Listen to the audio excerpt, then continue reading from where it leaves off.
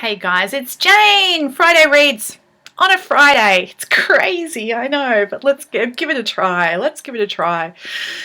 My life is getting back to sort of vaguely normal after the big summer shutdown. The kids are back at school and annual events have started back up again for the year. And so it's just as well that I'm here for a Friday Reads. I haven't got too many books to talk about, but I've tried filming this a couple of times, and not only am I out of practice, but I also have lots of thoughts about the books that I've read, so this is not going to be short, but I'm going to keep it as to the point as I can. Let's give it a try. The first book that I finished since I've been here is Steven Erickson's Deadhouse Gates, which is the second in the Malazan Book of the Fallen series following Gardens of the Moon. I read Gardens of the Moon last January and I had a pretty mixed reaction to it. I talked a lot about it, some of the feelings that I had from that book, and I made a couple of videos actually, which I'll link in the doobly-doo, but a year passed and I picked up the second one, Deadhouse Gates, and I still am feeling on the fence. I think fundamentally, this is not written for me. I am not the target audience of these books, but that doesn't mean I didn't get stuff out of them. It's epic fantasy. The world building is enormous. There's hundreds of characters. Well, maybe not hundreds in this one. Maybe, I don't know. There's lots of different characters, and we constantly are changing point of view, perspective from between different groups of characters. Some of the characters are follow-ons from the first book, but most of the main characters in the first book don't appear in this one, and most of the main characters in this book are new to this book. So it's only a loose kind of sequel. We change perspective, and one of the difficult things about reading this book is that the changes in perspective are not flagged. We don't change chapter to change perspective. We don't even have a kind of line of asterisks across the page. We just up and do it and change perspective, and so it takes a while to figure out exactly what's going on and get your ear into hearing what's going on and pick those changes as they happen. The other difficulty that I have with this book is the tone. It's not just, as in the Gardens of the Moon, that I couldn't work out who I was barracking for, which is still true in this one. It's also that there explicitly is a sort of nihilistic view of life that is propounded by a range of characters throughout the book. We have a number of different scenes where older characters are trying to disabuse younger characters of the thought that life has any kind of meaning. And that's pretty grim, right? So most of the plot of this particular volume centers around a rebellion. There's a prophesied uprising in the desert, and a group of people are rebelling against the Malazan Empire. And the Malazan Empire, it has elements that seem to be based on the Roman Empire. There's a rebellion in the outskirts against the Malazan Empire, and most of the story is caught up in that. I'm not sure if I'm going to be reading any more of these.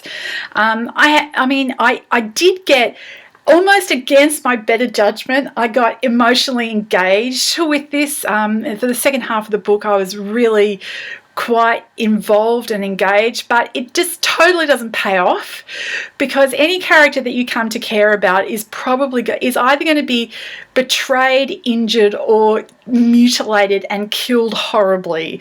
So it's not for me. After I finished Deadhouse Gates, I really needed a change of pace, and I picked up an old favourite, which is Jasper Fforde's Shades of Grey. This is a fantastic read.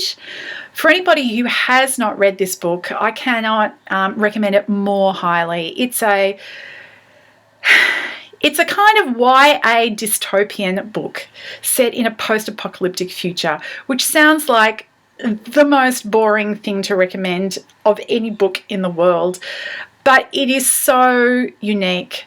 Firstly, because of the tone. Jasper Fforde has an incredibly light touch. He is very humorous in all of his writing, and this is no exception. You have this kind of beautifully ridiculous, eccentric world that is slowly revealed, and all these moments that are truly laugh out loud funny as we go through. But it's not a joke.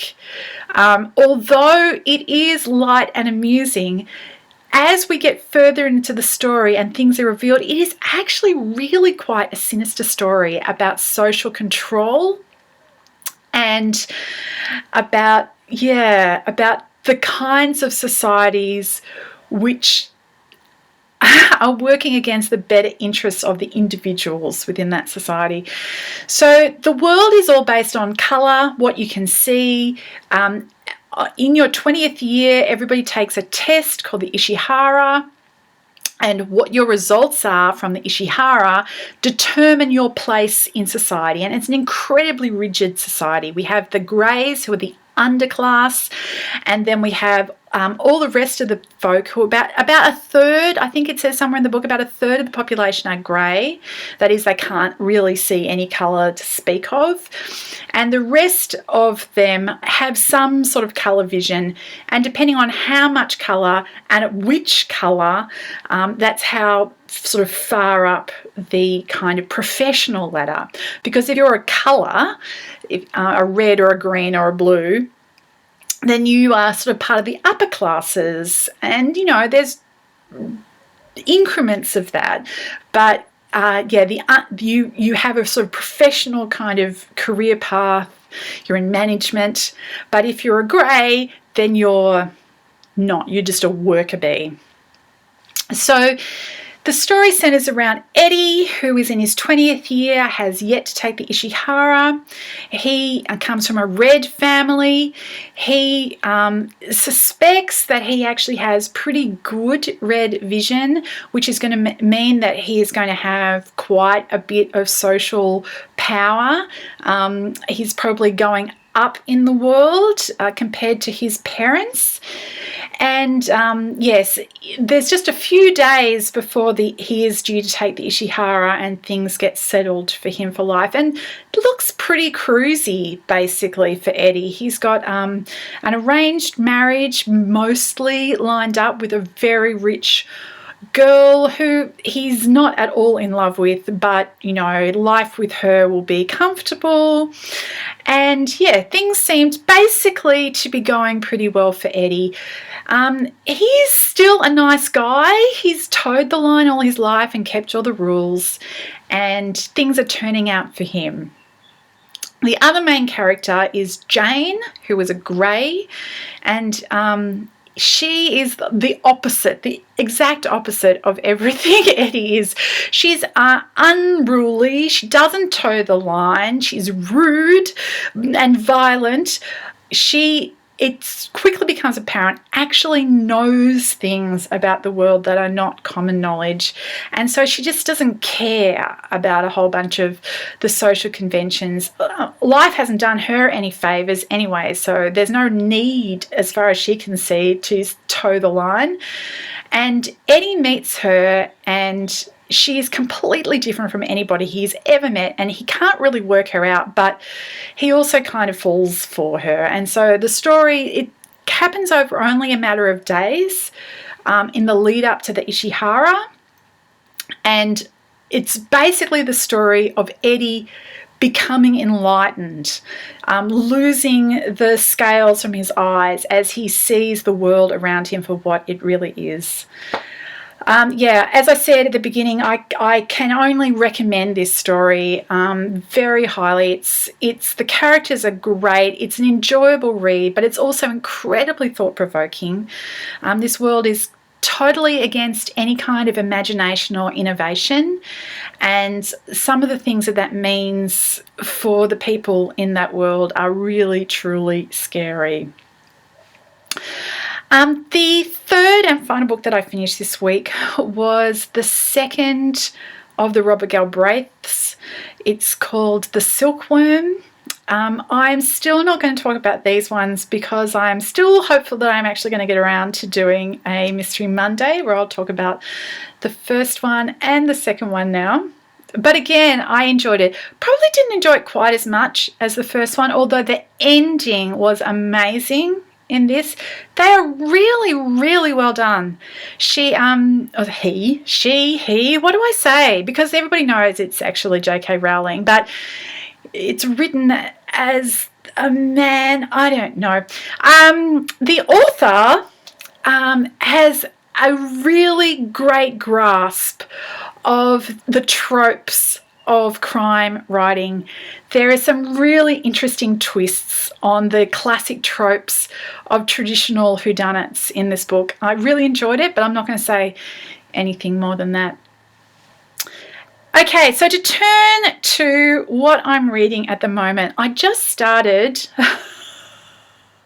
Larry McMurtry's Lonesome Dove. I can't really explain this.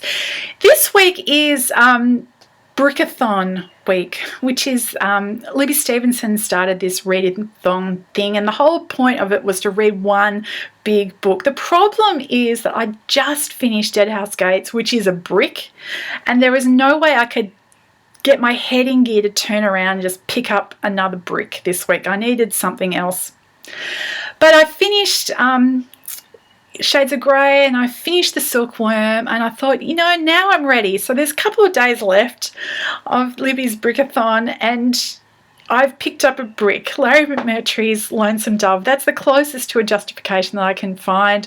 I'm not very far into it, but I am enjoying it. I've never really read a Western before in my life, as far as I can work out, but lots of people who've read this say it's an amazing read, so I'm just ready to find what I find.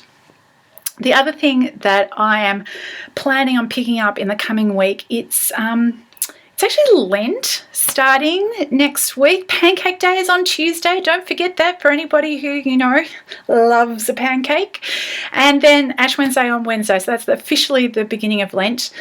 I've got a book that I've just picked up that I'm planning on reading throughout Lent. It's called Singing at Midnight by Skye, Jethani, and it's a series of daily readings designed for Lent, but doesn't have to be during Lent. But yes, I'm planning on reading that during Lent.